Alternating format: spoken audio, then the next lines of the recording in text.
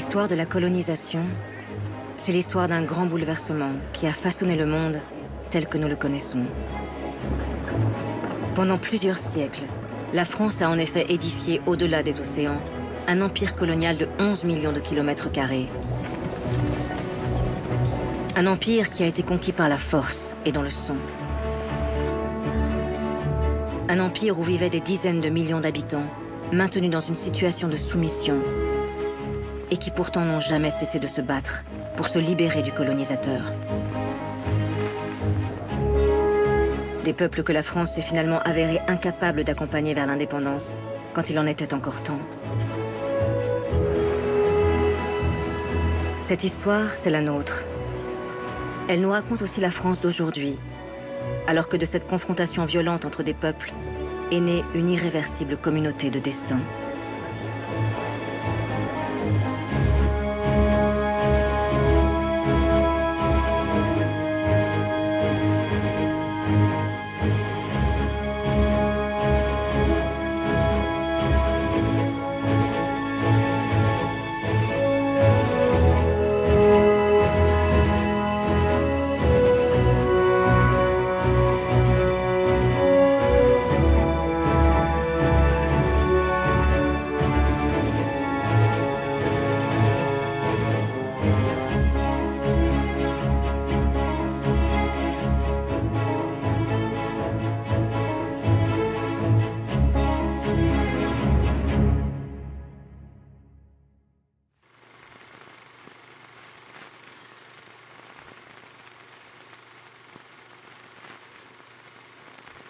Lorsque les frères Lumière inventent le cinéma en 1895, cela fait déjà plusieurs décennies que la France est en train de façonner son empire colonial.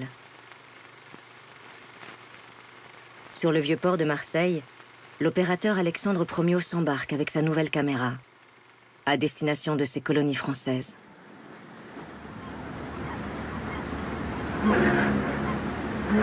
Le cinéaste imagine rapporter de son voyage des bobines pleines de rêves exotiques et de grandeur nationale. Mais ce que les images de ce précurseur du cinématographe ne montreront pas, c'est que cette extension territoriale a été, partout, le fruit de conquêtes militaires particulièrement violentes. Car là où la France a tenté de planter son drapeau, elle a dû faire face à une résistance acharnée.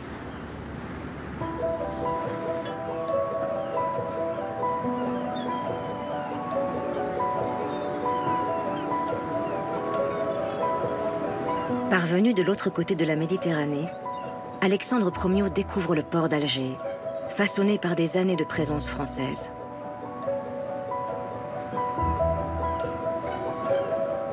Promiot capte pour nous l'étonnante place du gouvernement, mélange colonial si typique quand se côtoie la tradition religieuse locale et la passion de la République pour les statuts de ses gloires militaires.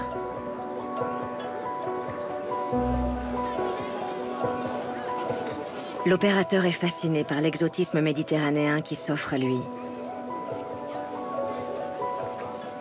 Dans l'objectif de Promiot, la capitale de l'Algérie semble bien sûr apaisée, car cela fait 60 ans que les Français se sont installés ici. Pourtant, cette conquête de l'Algérie a été une véritable guerre, longue et meurtrière.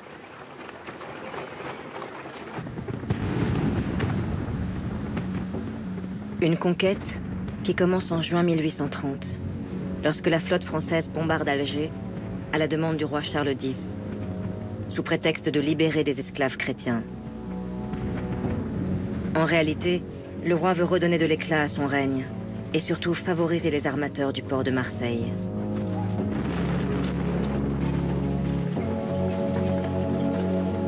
Grâce aux peintures d'Horace Vernet, qui a immortalisé cette conquête, nous mesurons la violence d'une campagne dirigée par le maréchal Bugeaud. Bugeaud, monarchiste exalté, a fait le choix d'une guerre sans merci. Ses troupes ont l'ordre de tout détruire sur leur passage. Pillage, viol, destruction. Le pays est bientôt à feu et à sang. Une politique de la terre brûlée pour tenter de venir à bout de la résistance féroce organisée par l'émir Abdelkader, qui a rassemblé plusieurs tribus algériennes. Face à l'acharnement du théologien musulman, Bugeaud manque bientôt de troupes et doit recruter sur place des supplétifs de l'armée française. On choisit alors dans les tribus hostiles à Abdelkader des cavaliers qui forment le premier régiment de spahis algériens.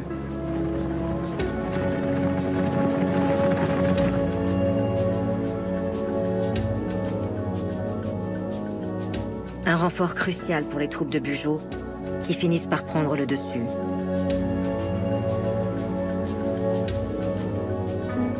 Premier héros d'une nation algérienne qui n'existe pas encore, mais dont il a fait souffler l'esprit, Abdelkader est condamné à l'exil en 1847, comme le seront la plupart des chefs de guerre qui vont se dresser contre la France.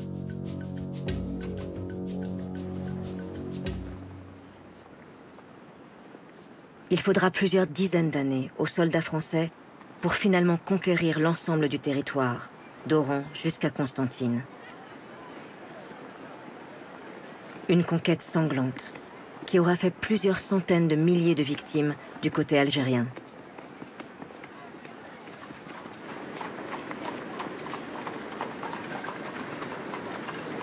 Et voilà la France qui fait de l'Algérie une colonie de peuplement, se déployant dans les principales villes du pays, comme ici, à Tlemcen. Les premiers à s'installer seront les ouvriers parisiens des manufactures nationales mis au chômage et incités à tenter leur chance en Algérie.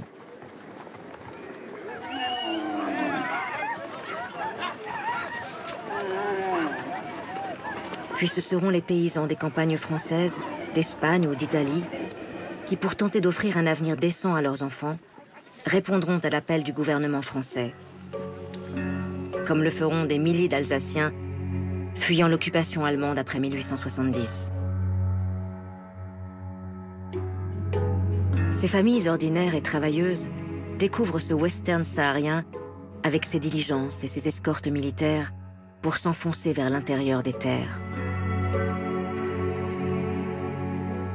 Souvent, à leur arrivée, ces émigrés européens ne possèdent que ce que le gouvernement veut bien leur offrir. C'est ce que raconte ce paysan de Franche-Comté.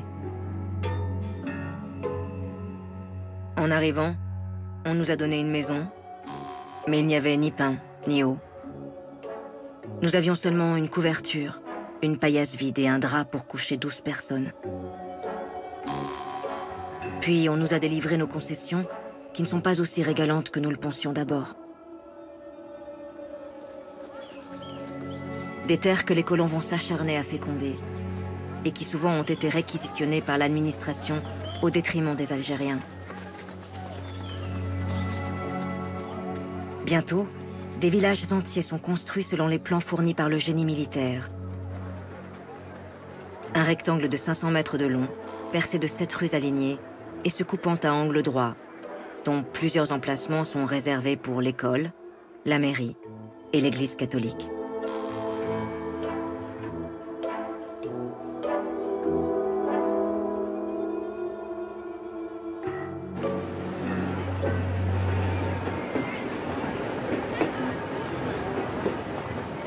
Alors que cette colonisation fait l'unanimité à Paris, quelques voix tentent de s'élever contre cette prétention de vouloir reproduire ici la France en miniature. C'est le cas du journaliste et écrivain Guy de Maupassant, qui s'étonne de cette transformation de la ville d'Alger lorsqu'il est envoyé en reportage par le journal Le Gaulois.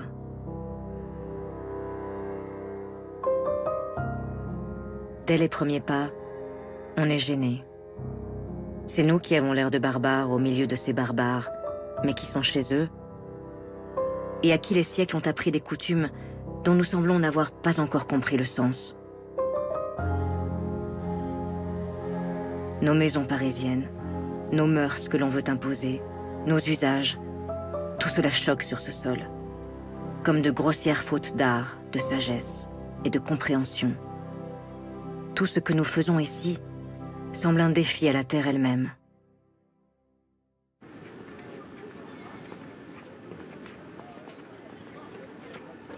Cette étonnante Algérie coloniale, que Guy de Maupassant critique en 1880, est devenue la fierté de la République. 3 départements, d'Alger, d'Oran et de Constantine, qui sont venus renforcer l'ancien domaine colonial français, né au XVIIe siècle.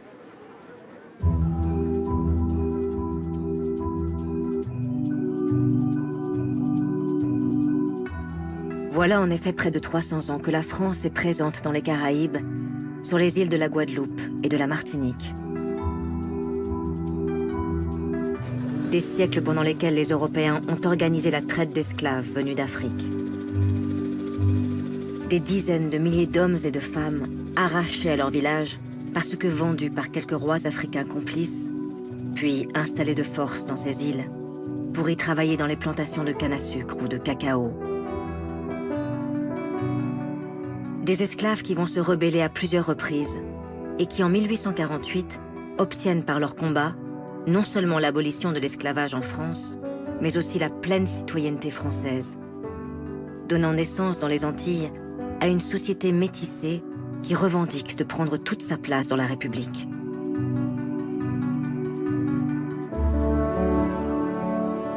Les anciennes colonies, c'est aussi la Guyane française, accrochée à l'Amérique du Sud, qui était à l'origine une colonie pénitentiaire avec le bagne de Cayenne.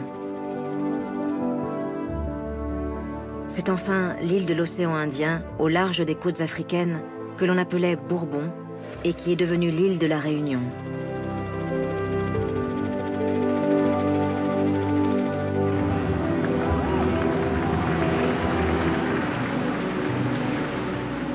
De cet ancien domaine colonial, la France s'apprête à faire un empire. Car une course au territoire vient de s'enclencher avec la Grande-Bretagne.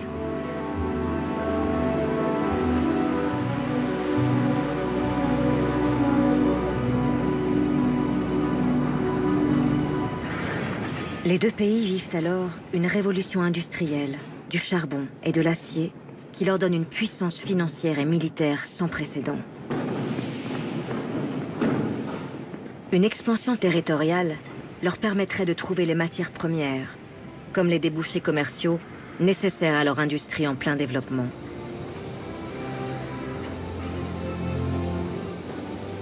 L'époque sera donc celle des empires et de l'impérialisme.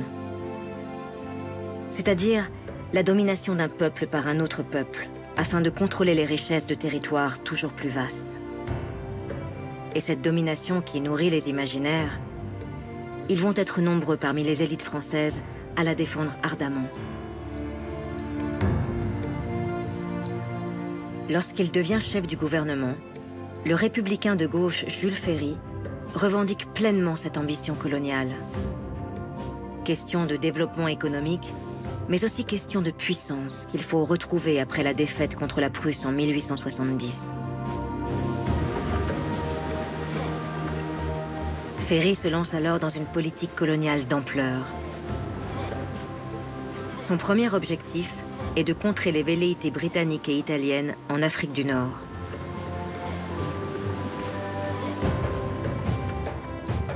Sa première cible sera donc la Tunisie. Prétextant la dette contractée par le bey de Tunis auprès de banques françaises et la tension qui règne à la frontière de l'Algérie, le gouvernement décide d'intervenir militairement.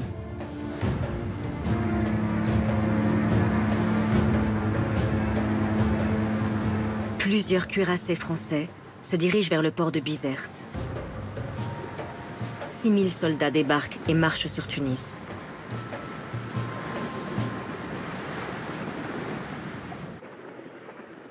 Le bey de Tunisie, dans son palais du Bardo, ne peut résister militairement à la France. Il est obligé d'accepter en 1881 que son pays devienne un protectorat français. La Tunisie est désormais sous le contrôle étroit d'un résident général nommé par Paris.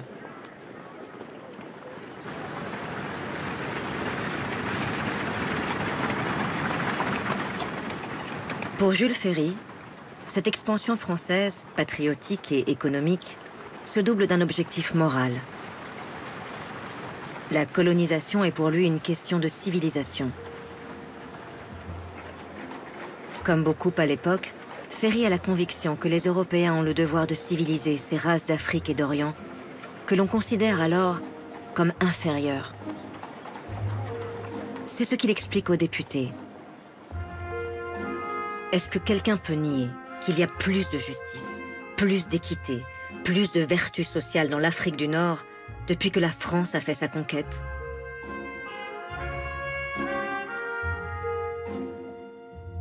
À la Chambre des députés, il n'y aura guère que le républicain Georges Clemenceau pour oser contester cette thèse d'une hiérarchie entre les races et répondre à Ferry.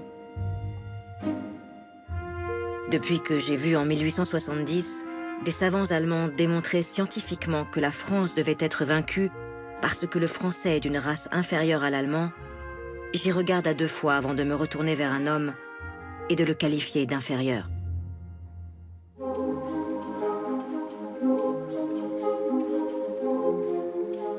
Mais la France, qui rêve d'avancées technologiques et de modernité en cette fin du 19e siècle, n'entendra pas Clemenceau.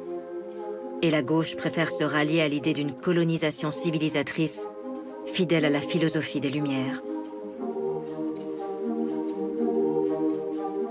Une colonisation qui, au nom du progrès humain, ne doit pas connaître de limites. À l'image de ce que défend au même moment Victor Hugo, le grand écrivain qui, dans un discours si typique de l'époque, apporte avec vigueur son soutien au projet colonial de la France.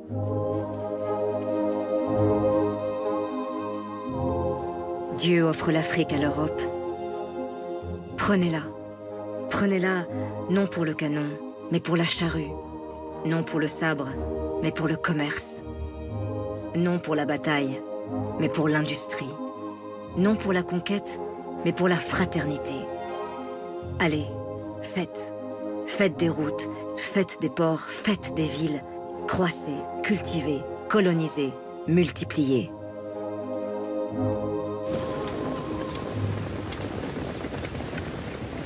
Jules Ferry va dépasser les espérances de Victor Hugo.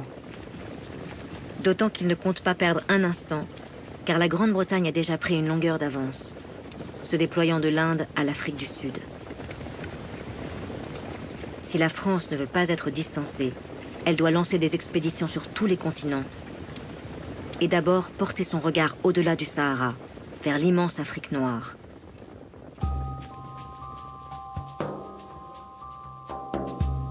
Ferry envoie un jeune officier, Pierre Savorgnan de Brazza, à la découverte de la mystérieuse Afrique équatoriale, là où aucun Européen ne s'est encore aventuré.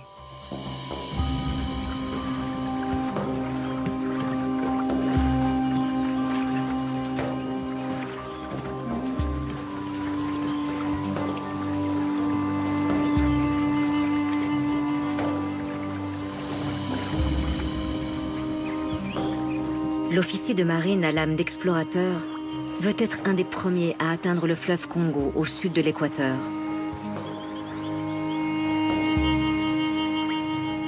Depuis le petit comptoir français de Libreville au Gabon, Pierre Savorgnan de Brazza remonte le fleuve Ogoué et fonde une nouvelle station qu'il appelle Franceville. Puis, il part à la recherche du mythique fleuve Congo dont on ignore l'emplacement exact. Les derniers kilomètres seront les plus difficiles, comme il le racontera. Nous avons laissé notre radeau pour marcher sur un plateau inhabité. Brûlé par le soleil, plusieurs fois égaré, je me croyais perdu. À 11 heures du soir, après une dernière marche forcée, notre vue s'étendit tout à coup sur une immense nappe d'eau dont l'éclat argenté allait se fondre à l'ombre de hautes montagnes. Le Congo, le mystérieux fleuve, coulait majestueusement à nos pieds. C'était là un de ces spectacles qui imposent aux voyageurs un silence religieux. Dans ce silence, mon cœur de Français battait plus fort, car je savais qu'ici allait se décider le sort de ma mission.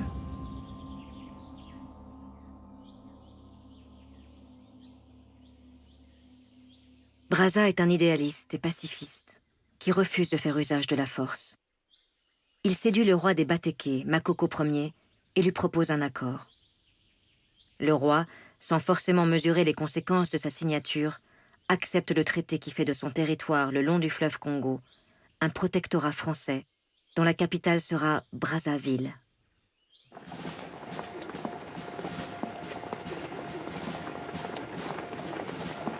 Le succès de la France au Congo crée de fortes tensions entre puissances européennes. Il devient impératif de s'entendre si chacun veut avoir sa part du continent noir.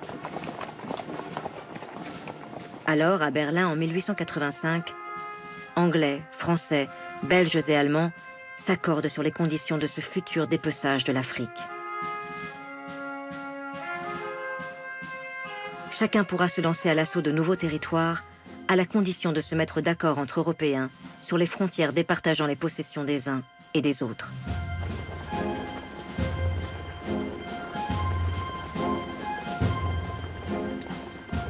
Cet accord de Berlin est comme le signal qu'attendait l'armée française pour s'élancer en Afrique sur plusieurs fronts, au départ des comptoirs français de Saint-Louis et de Dakar, au Sénégal. Des campagnes militaires d'ampleur qui exigent un grand nombre de soldats, et donc un recrutement local de forces supplémentaires.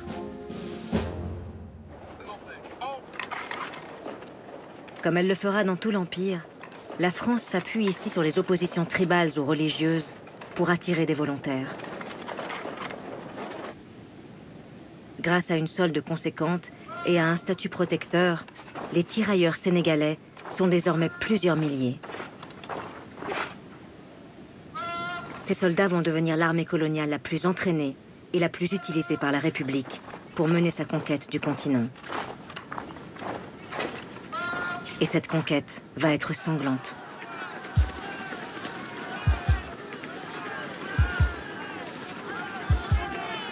Car l'Afrique, loin d'être un terrain vierge de civilisation comme on veut se le faire croire à Paris, est structurée depuis des siècles par de nombreux royaumes et de grands empires nomades.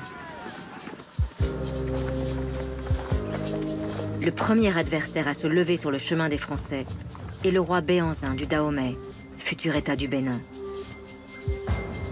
Béhanzin, présenté dans la presse parisienne comme un roitelet sanguinaire et esclavagiste, a surtout osé refuser le protectorat qu'on lui proposait.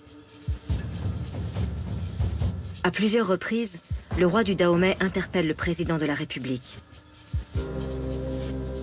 Dieu a créé le noir et le blanc, chacun pour habiter la terre qui lui a été désignée.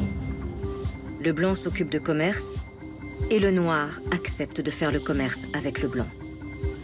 Mais les rois du Dahomey n'ont jamais donné leur territoire. Ils ne le peuvent pas, c'est impossible. Et jamais nous ne céderons.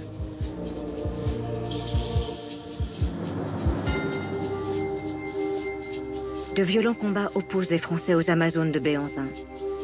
5000 combattantes particulièrement entraînées, mais qui seront écrasées par les troupes coloniales.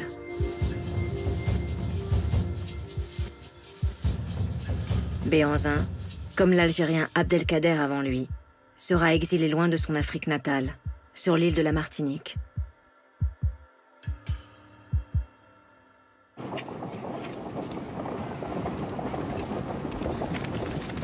L'armée française progresse maintenant au nord du Dahomey. Mais la résistance va être d'une toute autre ampleur lorsque les officiers coloniaux vont affronter Samori Touré, chef guerrier mandingue régnant sur plus de 400 000 km². Un vaste empire nomade, unifié par l'islam, qui s'étendait de la Guinée actuelle à la Côte d'Ivoire et jusqu'au Burkina Faso.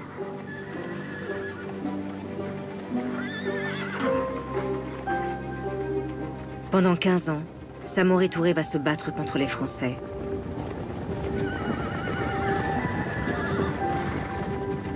Mais malgré ses 30 000 hommes, Samori résistera difficilement à la puissance de feu française. Obligé de se replier, il est capturé en 1898. On le voit sur cette photographie écouter la sentence qui le condamne à l'exil sur une île du Gabon, où les conditions de détention seront telles qu'il mourra rapidement d'une pneumonie.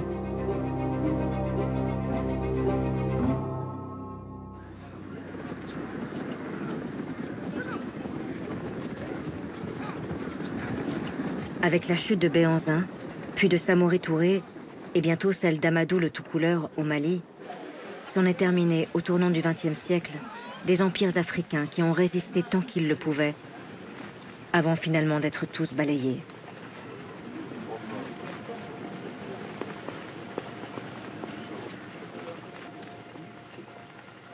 En quelques décennies, les puissances européennes ont réussi leur mainmise sur le continent africain. L'Allemagne défend ses possessions de Namibie au sud, du Rwanda et de la Tanzanie à l'est, du Cameroun et du Togo à l'ouest. Le Portugal tente de préserver ses colonies d'Angola et du Mozambique. Les Anglais, eux, rêvent de faire la jonction entre le Caire au nord et le Cap tout au sud, grâce à leurs colonies du Kenya et d'Ouganda. Quant aux Français, ils sont enfin parvenus à réunifier autour du lac Tchad toutes leurs possessions africaines, depuis l'Algérie au nord, les comptoirs du Sénégal à l'ouest, jusqu'à Brazzaville, en Afrique équatoriale.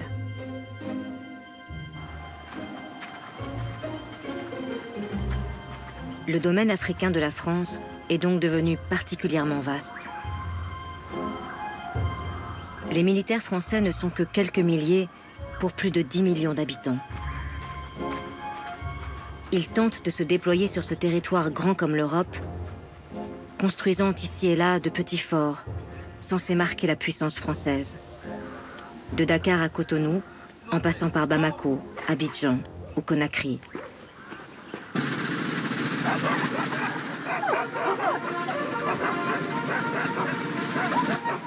Mais souvent livrés à eux-mêmes, loin des villes, dans de vastes territoires désertiques, les officiers de l'infanterie coloniale doivent administrer, comme ils le peuvent, des tribus entières.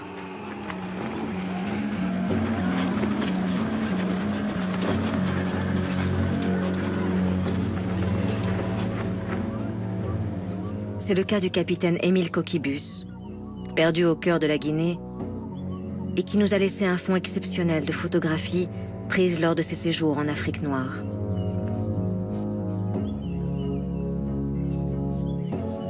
Les officiers, isolés, régulièrement frappés par des fièvres, sont souvent troublés par les conditions de leur séjour.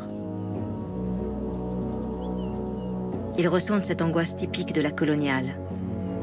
Et si ces femmes et ces hommes, tellement nombreux, refusaient leur autorité? Coquibus, dans son journal, l'exprime à plusieurs reprises. Ce matin, le capitaine m'a fait part de son rêve de la nuit. Il était si terrible qu'il s'est réveillé en poussant un cri. Il y avait des tués et des cadavres palpitants. Les Noirs n'osent se défendre ni se plaindre. Mais à quand leur révolution de 1789? Pourvu qu'ils ne tournent pas un jour leur colère contre nous.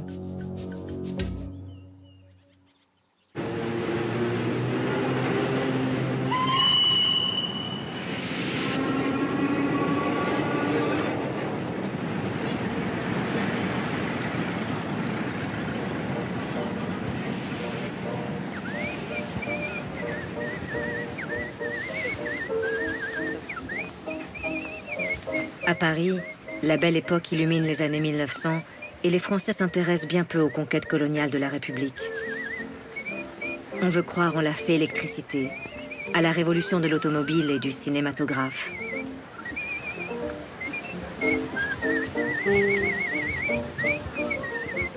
De ce vaste empire que la France est en train de façonner, les Français ne savent rien, ou presque.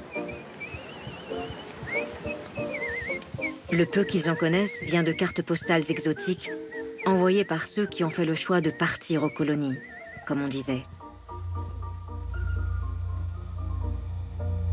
Un exotisme qui joue sur la grandeur française et surtout sur l'érotisme supposé des femmes de l'Empire. Des femmes à la beauté enivrante, forcément soumises.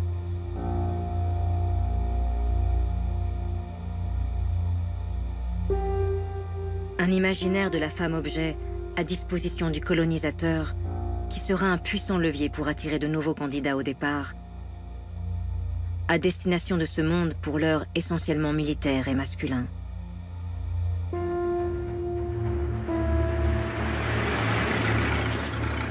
Un monde colonial qui va en 1905 choquer l'opinion publique, lorsque des récits sanglants vont parvenir jusqu'à Paris.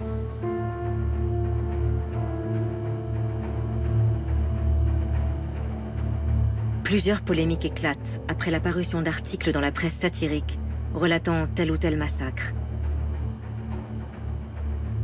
Et à Paris, on commence à s'inquiéter de cette prétendue mission civilisatrice qui peut conduire aux pires excès de la part des militaires et des fonctionnaires français. Vers un homme dont les Français ne pourront contester l'intégrité. Ce sera Pierre Savorgnan de Brazza, le héros de l'Afrique équatoriale, qui fait depuis plusieurs années le bonheur des publicitaires et qui est tiré de sa retraite par devoir.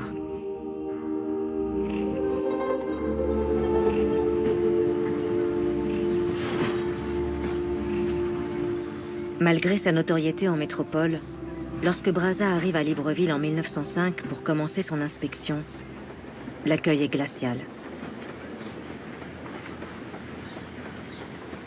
Car le gouvernement qui manque de fonctionnaires pour ses colonies a préféré déléguer sa mission à 40 sociétés privées chargées d'administrer l'Ubangi, le Gabon et le Congo, en échange du monopole commercial sur les richesses locales, bois, ivoire, caoutchouc. Ce capitalisme colonial particulièrement vorace préfère s'enrichir au plus vite, plutôt que de créer des écoles ou des dispensaires, comme il s'y était engagé. Les sociétés concessionnaires ne souhaitent donc pas du tout que l'on vienne regarder de près leurs agissements.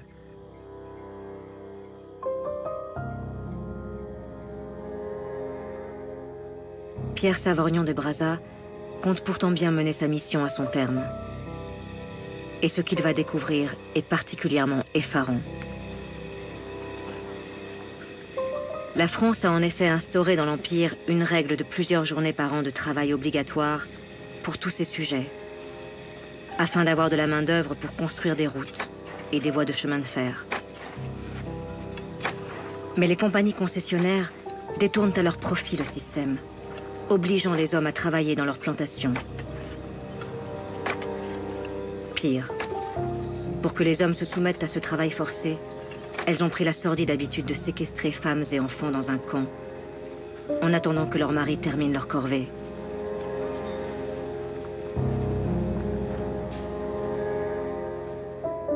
Et leurs conditions de détention sont telles que régulièrement les prisonnières, comme les enfants, ne survivent pas. Brazza comprend vite que les agissements des sociétés sont couverts par l'administration coloniale. Désespéré, il écrit à un ami. « J'ai trouvé dans l'Ubangi-Chari une situation impossible. C'est la continuation pure et simple de la destruction des populations. »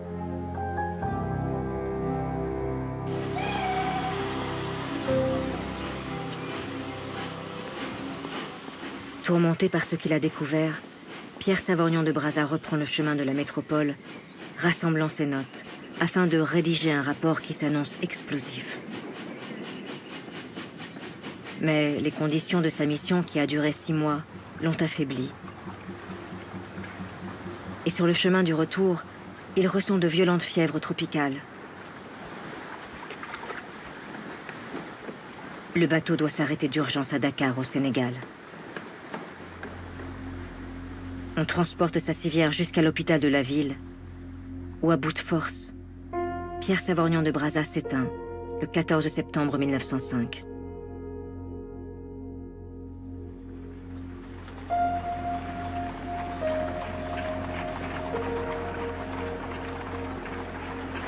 Il y aura bien finalement un rapport Brazza, rédigé par une commission parlementaire à partir des notes de l'explorateur. Mais le document ne sera pas rendu public et sera envoyé aux archives par le chef du gouvernement, Georges Clemenceau, qui, une fois au pouvoir, ne critique plus du tout la grande œuvre civilisatrice française, malgré ses dérives.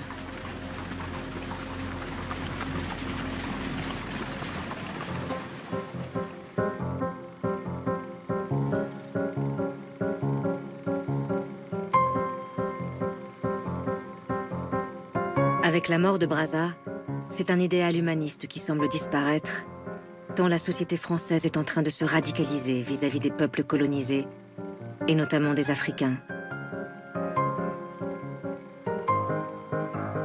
Si Jules Ferry défendait sincèrement l'idée que tous les peuples pourraient progresser grâce à la colonisation, cette inégalité de civilisation s'est peu à peu transformée en une inégalité raciale, théorisée par certains scientifiques qui voudraient démontrer que les Blancs sont intrinsèquement supérieurs aux Noirs.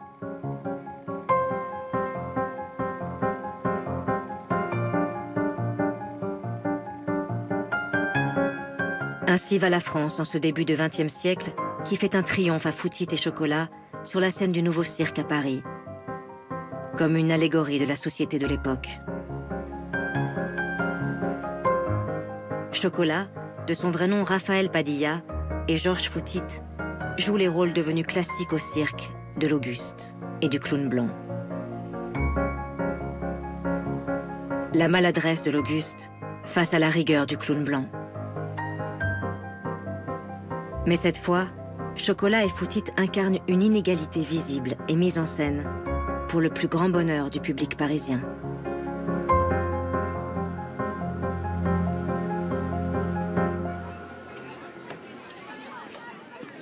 Car les Français sont en train de découvrir l'altérité lors d'expositions coloniales qui pour la première fois font venir jusqu'à eux ces peuples inconnus, à la couleur de peau différente. À Lyon, Nantes, Toulouse ou Marseille, ces expositions connaissent un grand succès.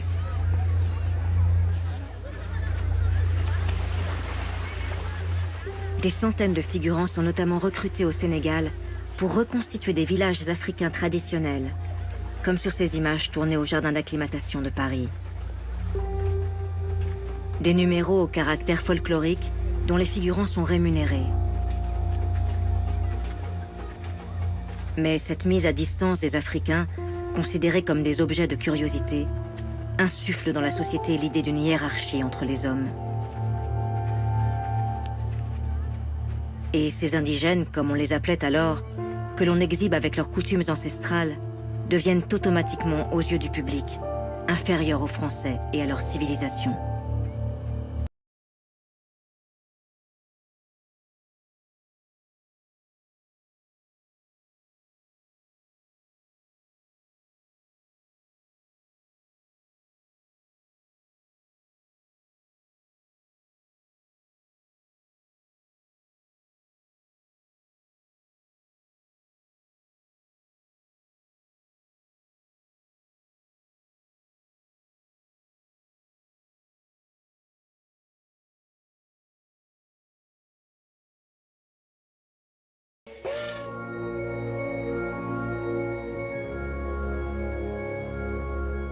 C'est une véritable mythologie coloniale que le gouvernement va forger peu à peu et diffuser dans la société, notamment sur les bancs de l'école.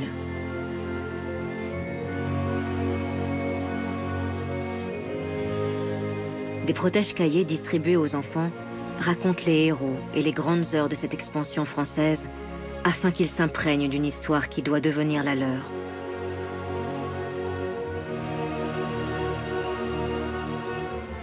Des enfants à qui l'on décrit sans leur épargner aucun détail morbide la dernière conquête française, celle de l'île de Madagascar, qui a fait plus de 20 000 morts parmi les Malgaches.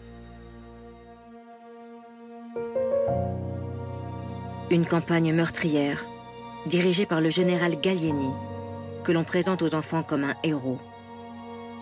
Un héros confronté à la reine de Madagascar, Ranavalona, qui, pour avoir osé soulever son peuple contre la France, sera obligé d'abdiquer et de partir en exil. Laissant en 1897 la place libre aux Français sur l'immense île de l'océan Indien.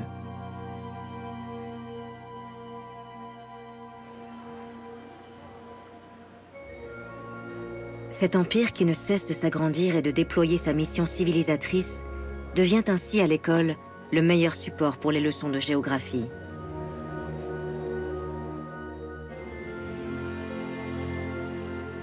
En plus de Madagascar, devenue une colonie française dirigée depuis Tananarive, l'Empire français compte désormais les îles du Pacifique et de l'Océanie, avec Tahiti, les îles Marquises et l'île pénitentiaire de la Nouvelle-Calédonie, toutes conquises au XIXe siècle.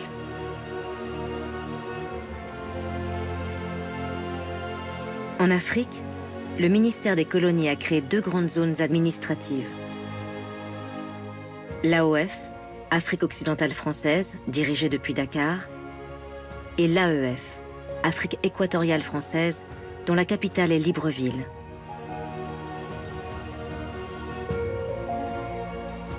Surtout, la France a créé en Asie une fédération d'Indochine, qui regroupe ses possessions du Cambodge, du Laos, du Tonkin, d'Annam et de Cochinchine.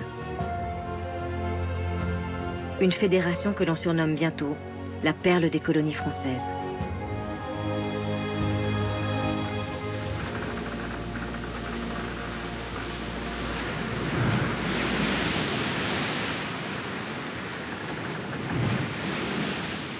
Lorsqu'Edgar Humbert s'embarque à Marseille en 1905, avec son épouse Marthe, ce sont 30 jours de traversée qui attendent le jeune couple pour rejoindre la péninsule indo-chinoise.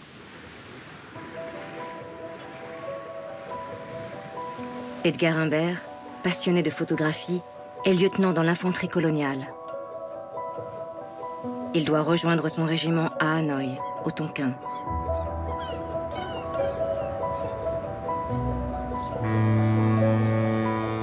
La traversée est une succession d'étapes exotiques qui éblouissent ceux qui ont la chance de partir. Et d'abord, Port Saïd, dans la colonie britannique d'Égypte. Puis c'est le passage du canal de Suez, que le Français Ferdinand de Lesseps a fait creuser pour relier la Méditerranée à la mer Rouge, afin de pouvoir rejoindre plus rapidement l'Asie.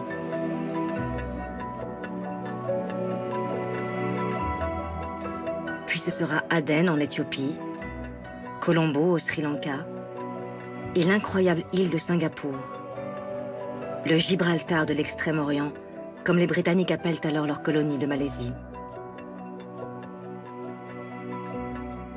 Après plusieurs escales et des semaines de traversée, le paquebot arrive enfin en vue de Saïgon, capitale de la Cochinchine au sud de l'Indochine française.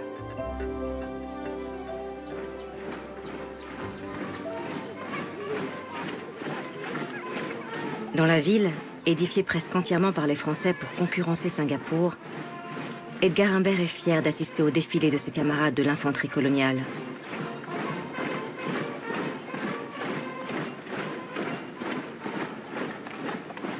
Une démonstration de force qui rappelle que la conquête de la péninsule a été ici aussi particulièrement violente.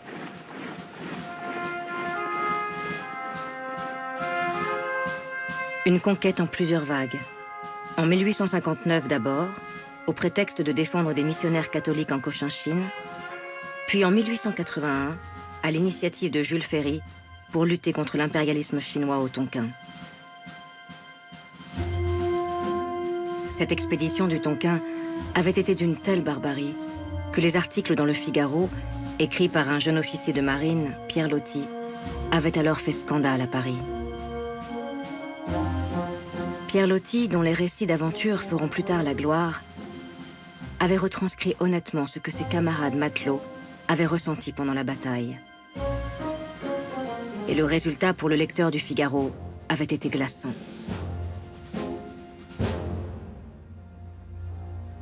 Les derniers anamites dégringolent des murs, absolument affolés. Les Français tirent sur eux presque à bout portant et les abattent en masse.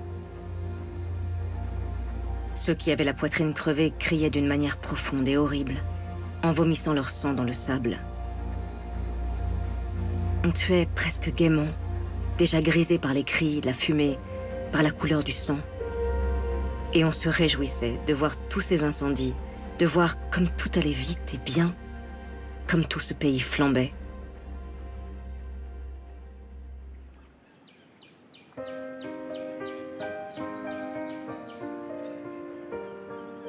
Marthe et Edgar Humbert, 25 années plus tard, sont éblouis par l'œuvre coloniale française lorsqu'ils arrivent enfin à Hanoï, capitale de l'Indochine. Le jeune couple se promène dans ces nouveaux quartiers que les Français ont imaginés à côté de la vieille ville, et où trône désormais une cathédrale flambant neuve, non loin de la rue Paul Bert et de l'Opéra Français construit en miniature sur le modèle de l'Opéra Garnier.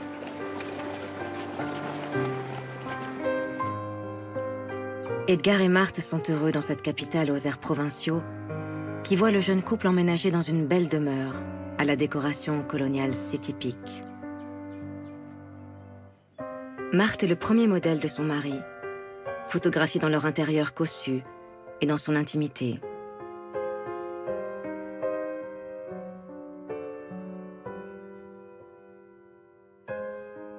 Une vie qui pourrait sembler douce et propice à la rêverie si Edgar, l'officier de l'infanterie coloniale, n'avait pas rejoint son régiment composé de tirailleurs indochinois recrutés sur place. Des supplétifs de l'armée française chargés comme partout dans l'Empire de maintenir l'ordre.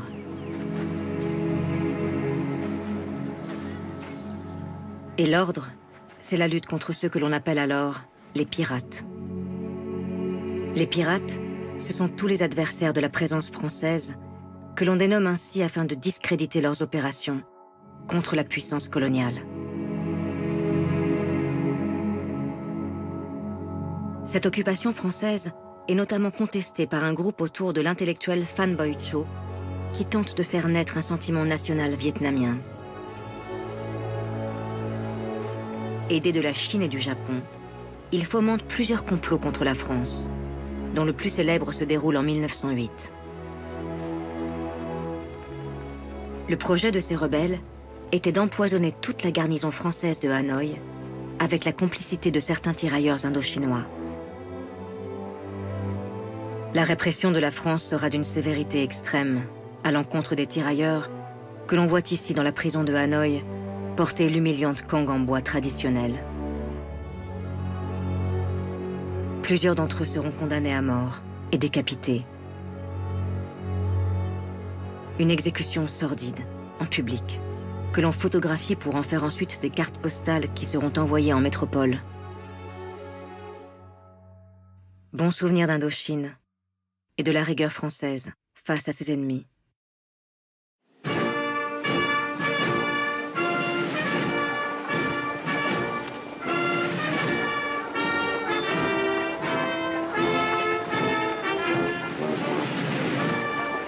Présente désormais sur tous les continents du globe, la France n'en a pourtant pas encore terminé avec son ambition coloniale démesurée.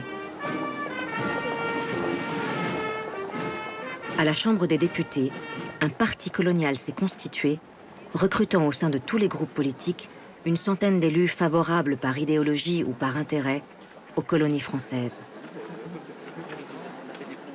Ce parti colonial, dirigé par le député d'Oran Eugène Etienne, est devenu en quelques années incontournable.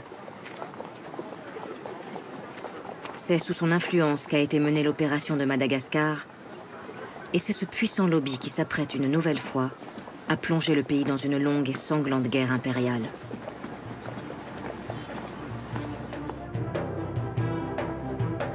Car il reste encore un territoire africain à conquérir, qui pourrait permettre à la France de contrôler toute l'Afrique du Nord. Le sultanat du Maroc va donc devenir sa nouvelle cible.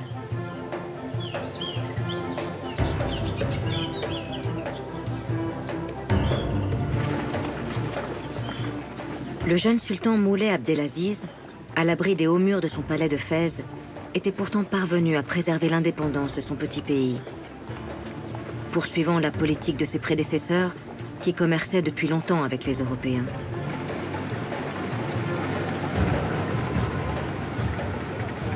Allemands, Français, Espagnols et Britanniques étaient les bienvenus dans le port de Tanger et le long de la côte.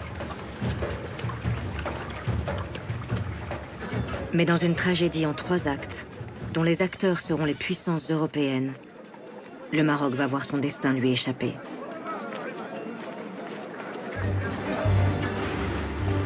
Le premier acte débute en 1904, lorsque la France et la Grande-Bretagne décident de solder leurs contentieux coloniaux et de s'allier. Ce que l'on a appelé l'entente cordiale comporte plusieurs protocoles, dont un qui consiste à échanger le droit des Anglais à contrôler l'Égypte contre celui des Français à contrôler le Maroc. Un accord qui exaspère l'Allemand Guillaume II. Le Kaiser fait alors une entrée fracassante dans les rues de Tanger, en 1905, pour soutenir le sultan marocain face aux appétits français. La tension est telle que l'on convoque une conférence internationale à Algésiras en 1906. Mais les Français et leurs alliés parviennent à imposer leur vue aux Allemands. Les Marocains, impuissants, sont alors obligés de céder à la France et à l'Espagne le contrôle des villes côtières de Tanger et Casablanca. Si les deux puissances n'ont pas le droit d'intervenir à l'intérieur du pays, elles peuvent désormais déployer leurs troupes le long de la côte, comme elles l'exigeaient.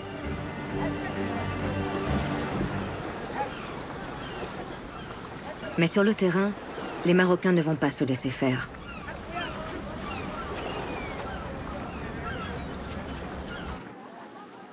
Lorsqu'en 1907, le croiseur français le Galilée débarque 60 hommes dans la ville de Casablanca, la réaction des tribus berbères est immédiate. Plusieurs soldats français sont tués. En représailles, le commandant du Galilée décide de bombarder Casablanca. Des milliers de Marocains perdent la vie. Le pouvoir du sultan Moulay Abdelaziz ne résistera pas à l'onde de choc. Il doit abdiquer sous la pression de son frère, qui lui reproche d'avoir bradé la souveraineté marocaine à la conférence d'Algésiras. Le nouveau sultan Moulay Abdelhafid pense, lui, pouvoir tenir tête aux Français et aux Espagnols. Il n'en sera rien.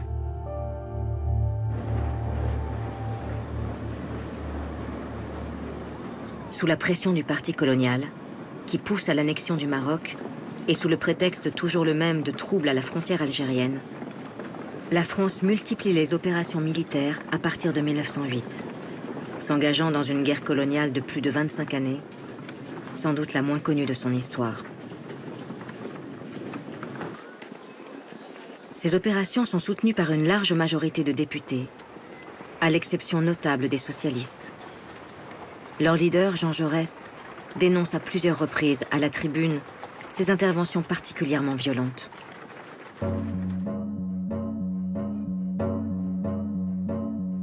Messieurs,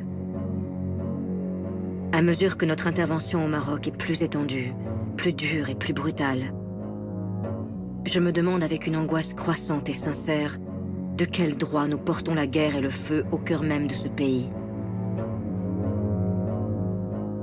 Au Maroc, il y a un peuple effervescent et indépendant qui a plus que nous ne l'imaginons la fierté de sa vieille histoire, qui se rappelle qu'il a successivement refoulé de son sol les Portugais, les Espagnols, les Anglais.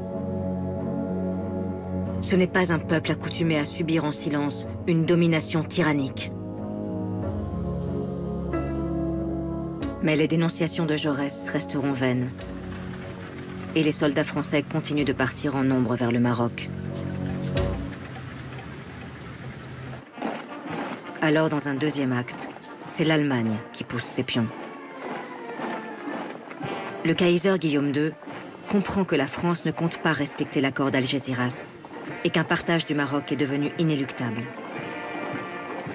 Il envoie au large d'Agadir ses croiseurs, le Panthère et le Berlin, menaçant d'intervenir militairement. Un coup d'Agadir qui permet à l'Allemagne d'exiger des compensations en contrepartie de son éventuel accord sur le découpage du pays. Et lors du troisième acte de ce drame marocain, en 1912, c'est une nouvelle fois un partage territorial entre Européens qui est finalement décidé. La France obtient un protectorat sur le Maroc comme elle le souhaitait. En échange, elle doit céder à l'Allemagne des terres françaises en Afrique équatoriale afin d'agrandir la colonie allemande du Cameroun. L'Italie, elle, est autorisée à s'installer en Libye. Quant à l'Espagne, elle gardera le contrôle du nord du Maroc, autour de Ceuta, ainsi qu'au sud, dans la province du Sahara occidental, appelée Rio de Oro.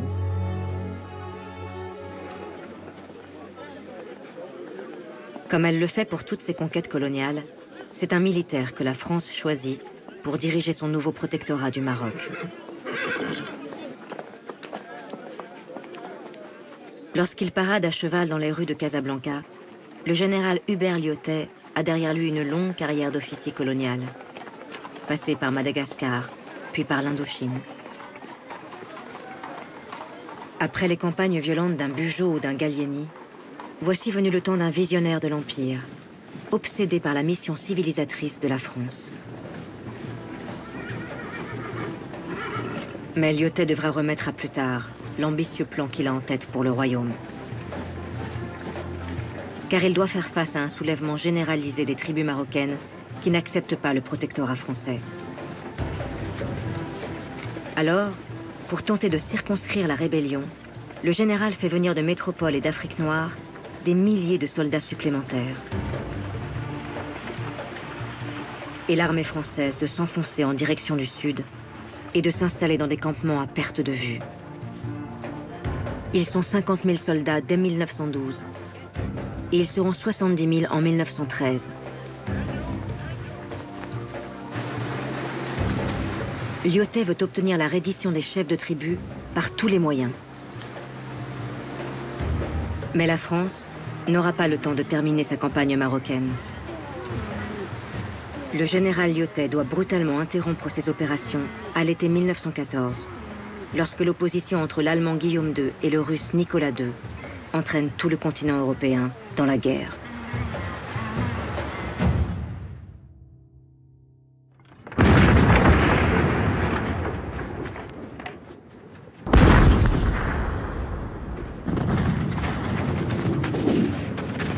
Pour surmonter l'épreuve qui l'oppose à l'Allemagne, la France va devoir mobiliser plus de 6 millions d'hommes.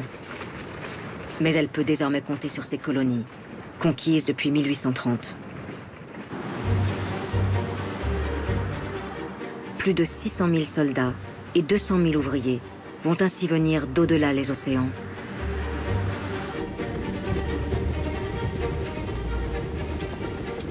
Sur les plages de la Somme, comme sur les routes de Champagne, vont déferler l'impressionnante cavalerie des spahis algériens. Les tirailleurs sénégalais, les tirailleurs venus d'Algérie et du Maroc, ceux arrivés de l'île de Madagascar, ceux venus de la lointaine Indochine, comme les soldats Kanaks et Papous, débarqués des îles de l'océan Pacifique.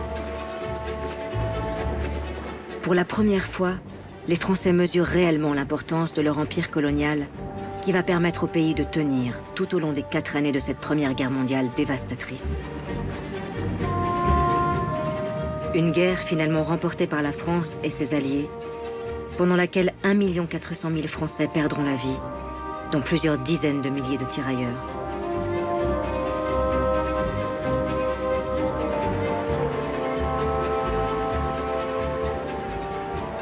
Et quand les soldats des colonies défilent sur les Champs-Élysées pour fêter la victoire, la France, renaissant de ses cendres, compte plus que jamais renforcer son empire.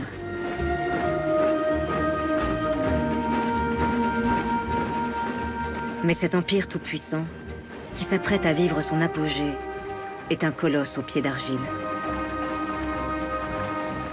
Et la France, si elle souhaite le conserver, devra y mener de profondes réformes. Ce qu'elle va s'avérer